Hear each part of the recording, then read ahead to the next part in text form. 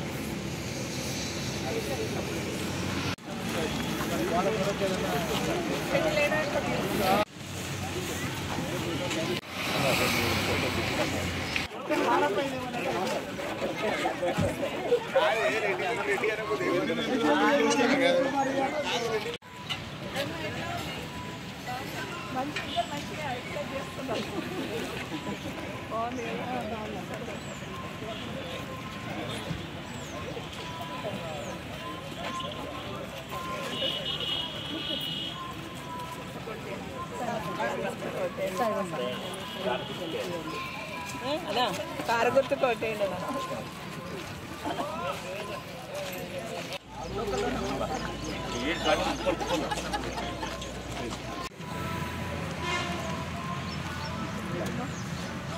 వీళ్ళు కూడా వస్తారా సండే? అది ఆడుకుంటున్నారా?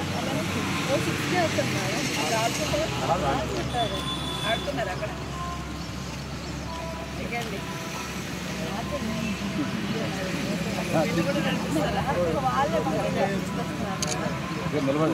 వాకింగ్ కోసం వస్తారు, అక్కడ ఆడుకోవడానికి వస్తారు.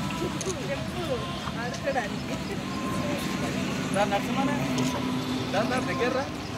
మహబూబాబాద్ పార్లమెంట్ భారస అభ్యర్థి మాలోత్ కవిత గెలుపు కోరుతూ రేపు మహబూబాబాద్ జిల్లా కేంద్రంలో మాజీ ముఖ్యమంత్రి కేసీఆర్ రోడ్ షో నేపథ్యంలో మహబూబాబాద్ జిల్లా కేంద్రంలోని తన క్యాంపు కార్యాలయంలో ఏర్పాటు చేసిన విలేకరుల సమావేశంలో ఎంపీ అభ్యర్థి మాలోత్ కవిత, ఎమ్మెల్సీలు సత్యవతి రాథోడ్, తెక్కలపల్లి రవీందర్, మాజీ ఎమ్మెల్యే బోనోత్ శంకర్ నాయక్ మాట్లాడుతూ రేపు ఏ ఏరియా ఆసుపత్రి నుండి ఇందిరాగాంధీ విగ్రహం వరకు రోడ్ షో జరుగుతుందని, తెలంగాణ కళలను సాకారం చేసి మహనీయుడు కేసీఆర్ను దగ్గర నుండి చూసి ఆశీర్వదించేందుకు బారాస ఎంపీ అభ్యర్థి గెలుపు కోసం ఓటు వేసేందుకు మహబూబాబాద్ పార్లమెంట్ ప్రజలు సిద్ధంగా ఉన్నారని, కనుక జిల్లా బారాస శ్రేణులకు, రైతు సోదరులకు, జిల్లా ప్రజలకు ఇదే మా ఆహ్వానమని మాజీ ముఖ్యమంత్రి కేసీఆర్ రోడ్ షోను అందరూ విజయవంతం చేయాలని కోరారు.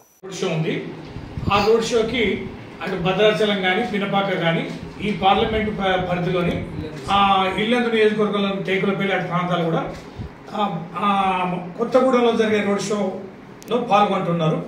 అటువైపు ఉన్న వారందరూ నిన్న ఇల్లందు నియోజకవర్గంలో కామెపల్లి కూడా ఖమ్మం రోడ్ షోలో పాల్గొనడం జరిగింది.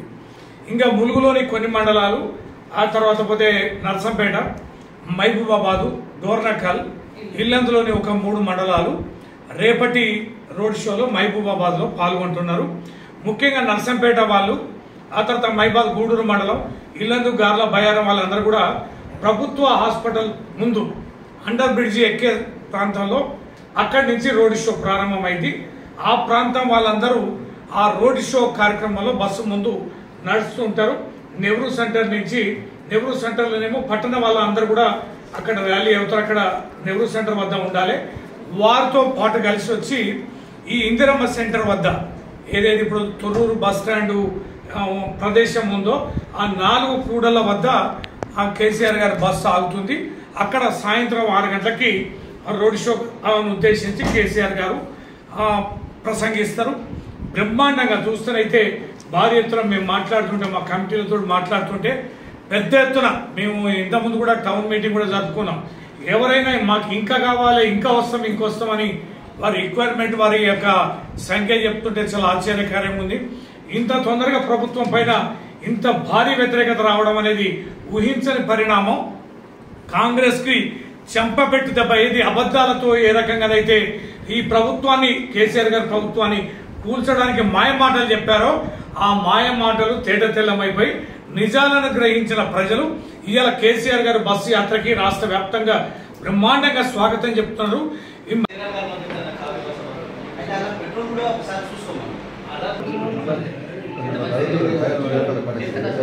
Print media and electronic media సోదరులకు, అలాగే ఈ సమావేశంలో నాతో పాటు పాల్గొంటున్న గౌరవనీయులు మా పార్లమెంట్ సభ్యురాలు, పార్లమెంట్ అభ్యర్థి, ప్రస్తుత బీఆర్ఎస్ పార్టీ అభ్యర్థి కవిత గారికి, గౌరవ శాసన మండలి సభ్యులు పెద్దలు రవీంద్రరావు గారికి, గౌరవ మాజీ శాసనసభ్యులు శంకర్ నాయక్ గారికి, గౌరవ మున్సిపల్ చైర్మన్ గారు డాక్టర్ మాజీ ముఖ్యమంత్రి గారు, మా బీఆర్ఎస్ పార్టీ రాష్ట్ర రథసారథి కల్వకుంట్ల చంద్రశేఖరరావు గారు రేపు సాయంత్రం 6 గంటలకు మహబూబాద్ రోడ్ షోకు రాబోతున్నారు. పార్లమెంట్ ఎన్నికల్లో భాగంగా, ప్రచారంలో భాగంగా మా అభ్యర్థి కవిత గారి గెలుపుకు కాంక్షిస్తూ రేపు మహబూబాద్ వస్తున్న సందర్భంగా మహబూబాద్ పార్లమెంట్ పరిధిలోని మహబూబాద్ జిల్లా, మహబూబాద్ పార్లమెంట్ పరిధిలో ఉండే బీఆర్ఎస్ పార్టీ శ్రేణులు, అలాగే ప్రజలు, రైతులు, మహిళలు, యువకులు,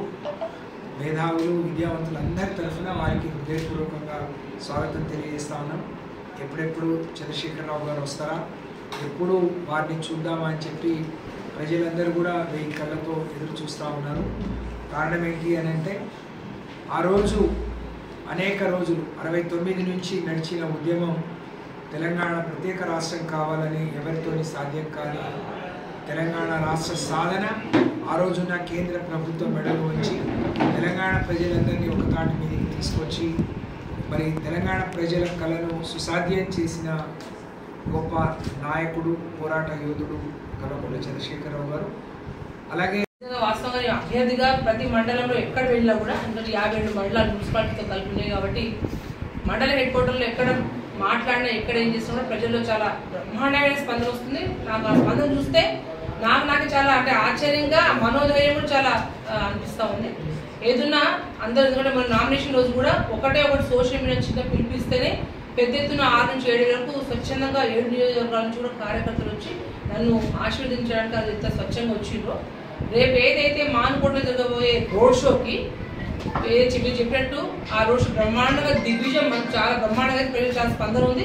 ముఖ్యంగా రైతుల్లో, మహిళల్లో అయితే ఎప్పుడెప్పుడు ఆ కేసీఆర్ గారిని ఎప్పుడు చూద్దామా అని ఉంది. ఎందుకంటే నేను ఖమ్మము రోడ్ షో అయితే ఆశ్చర్యం, మన మరిపడిని చూసుకుంటా అంటే ప్రతి గ్రామం దగ్గర కూడా ఎక్కడికక్కడ జనాలు కేసీఆర్ గారిని చూడడానికి వాళ్ళు వెయిట్ చేస్తున్న విషయాన్ని చూస్తే చాలా బ్రహ్మాండంగా ఉంది. దాంతోపాటు ఇవాళ సాయంత్రం కూడా కొత్తగూడెంలో పిన్నపాక నియోజకవర్గం, భద్రాచలం నియోజకవర్గం, మరి పక్కనే ఉంది కొత్తగూడెం పక్కన ఉంది కాబట్టి టేకులపల్లి మండలం మాకు చెప్పింది. ఏదైతే 70,000 మా వాళ్ళు చెప్పింది అది మహబూబాద్, నర్సంపేట, మళ్ళీ పోతే డోర్నాకలు, మళ్ళీ part of Illandu and Mulugu నుంచి అంటే దూర ప్రాంతాలు చాలా తక్కువ మంది, ఎందుకంటే వాళ్ళు కూడా రిటర్న్ సేఫ్ గా అందరు పోవాలి కాబట్టి అంత తక్కువ ప్లాన్ చేసి ఇప్పుడు చేసుకున్నాము. అందరు ప్రజలందరూ కూడా మీడియా ముఖంగా మీ అందరూ విజ్ఞప్తి చేస్తా ఉన్నా, మీరు మనస్ఫూర్తిగా అందరూ వచ్చి దీవించి ఆస్వాదించి రేపు కేసీఆర్ గారు రోడ్ షోని దిగ్విజయం చేయాలి. ఇదే విధంగా మే 13 వరకు కూడా కొనసాగించి బ్రహ్మాండంగా అందరూ ఓటింగ్లో పాల్గొని ఈ ప్రాంతంలో పుట్టిన ఆడబిడ్డగా మీ ఇంటి అభ్యర్థిగా ఎందుకంటే ఉన్న అభ్యర్థుల్లో కూడా ప్రజలకు సేవ చేసే అభ్యర్థిని, పేరు పెట్టి పిలిచే అభ్యర్థిని, ఎప్పుడైతే ఇబ్బందులు ఉన్నప్పుడు ఆదుకునే అభ్యర్థిని, మీ ఇంటి అభ్యర్థిని ఆడబిడ్డ ఖచ్చితంగా గెలిపించాలని మనస్ఫూర్తి మీ అందరికీ విజ్ఞప్తి చేస్తాము. వేములవాడలో మే 8న ప్రధానమంత్రి నరేంద్ర మోదీ పర్యటన. రాజరాజేశ్వర స్వామిని దర్శించుకోనున్న ప్రధానమంత్రి అనంతరం భాజపా పార్లమెంట్ ఎన్నికల ప్రచారంలో భాగంగా భారీ బహిరంగ సభలో పాల్గొని ప్రధానమంత్రి ఏర్పాట్లను పరిశీలించిన భాజపా జాతీయ ప్రధాన కార్యదర్శి బండి సంజయ్.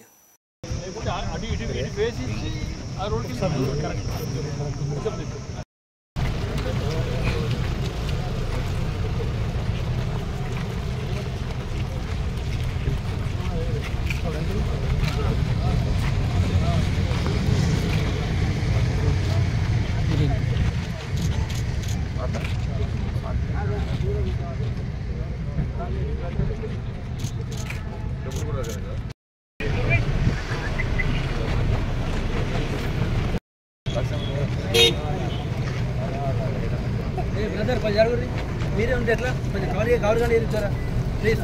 నేను వస్తాను.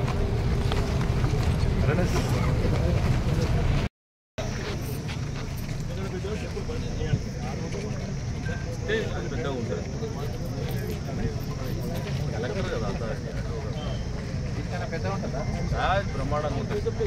దాన్ని మనం చూద్దాం. అది కూడా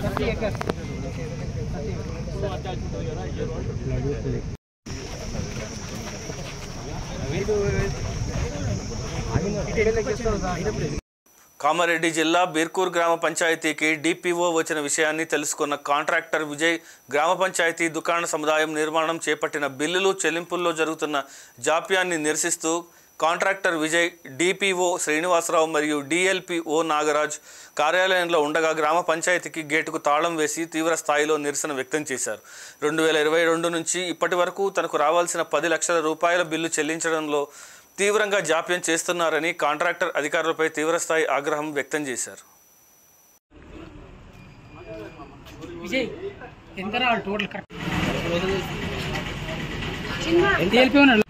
అది ఉన్నదబ్బా కాసి మరి కనపడకూడదు.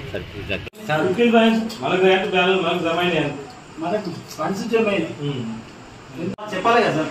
సార్ నేను 2 సంవత్సరాల నుంచి రోజు తిరుగుతున్నా సార్ గ్రామ పంచాయతీ, నా షాప్ ఏంటి గ్రామ పంచాయతీ కాంప్లెక్స్ అని. సార్ అడిగినప్పుడు సార్ది అంటే మొన్న వచ్చింది, సార్ది కాదు అంటుంది.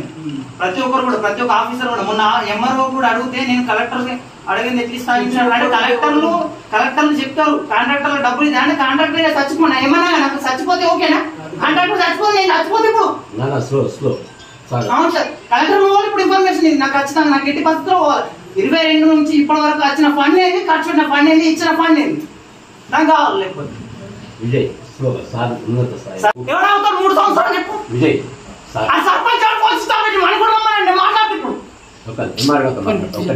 నీ ఆవేశం మాకు అర్థం. ప్రతిసారి GST bill, petrol bill, diesel bill ఎన్ని బిల్లు ఉన్నాయి చూడండి. మీరు గవర్నమెంట్ ఏం కాదు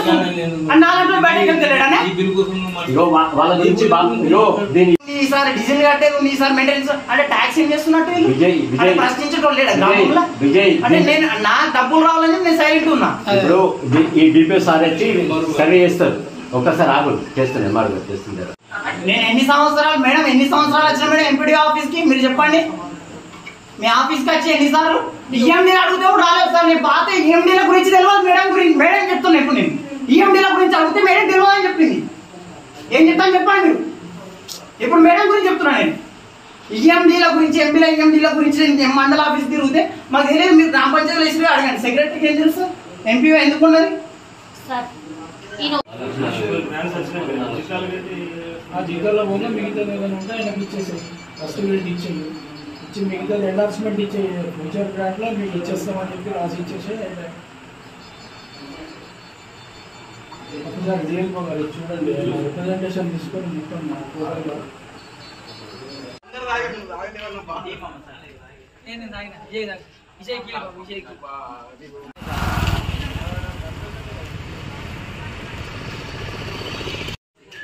ఈరోజు బీర్కూర్ గ్రామ పంచాయతీలో 2021లో అగ్రిమెంట్ చేసిన జీపీ కాంప్లెక్స్ కాంట్రాక్ట్ చేసిన కాంట్రాక్టర్ నేను.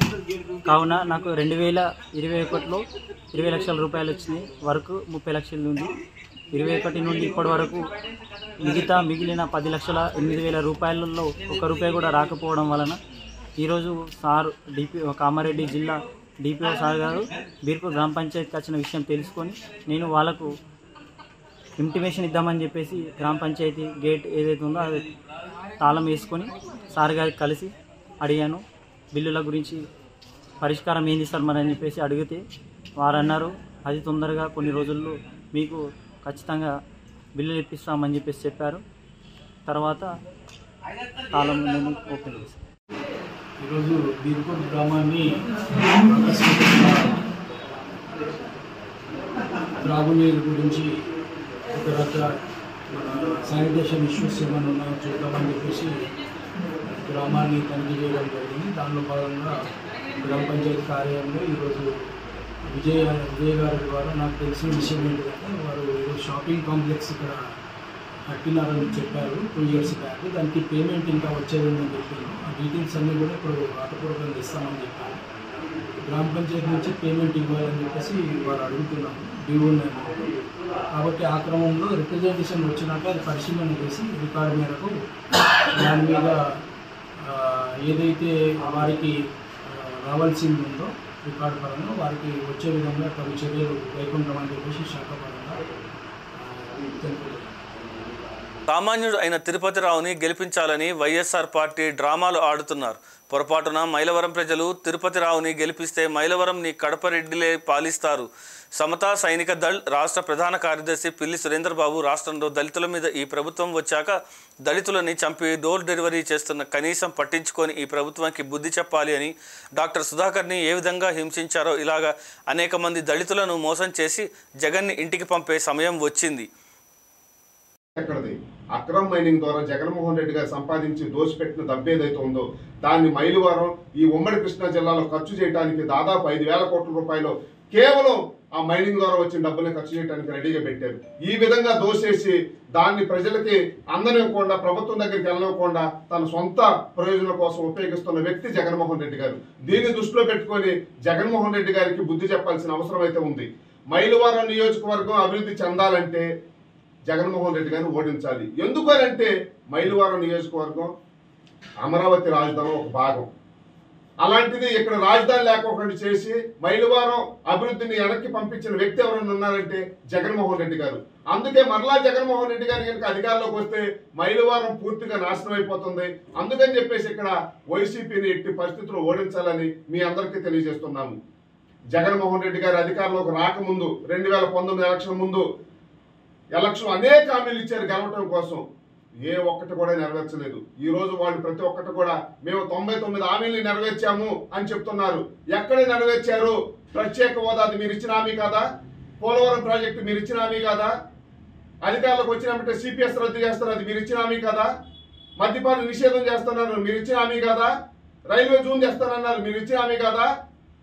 జాబ్ క్యాలెండర్ ప్రతి సంవత్సరం పెడతానన్నారు, అది మీరు ఇచ్చిన హామీ కాదా? అధికారులకు వచ్చినప్పుడు రైతుల కోసం ధరల స్థిరీకరణ కోసం 3,000 కోట్ల రూపాయలతో నిధి ఏర్పాటు చేస్తానన్నారు, అదేమైంది? ప్రతి మండలంలో కూడా రైతుల కోసం కోల్డ్ స్టోరేజ్ గోడాములు కడతామన్నారు, అది ఎక్కడికి వెళ్ళిపోయింది?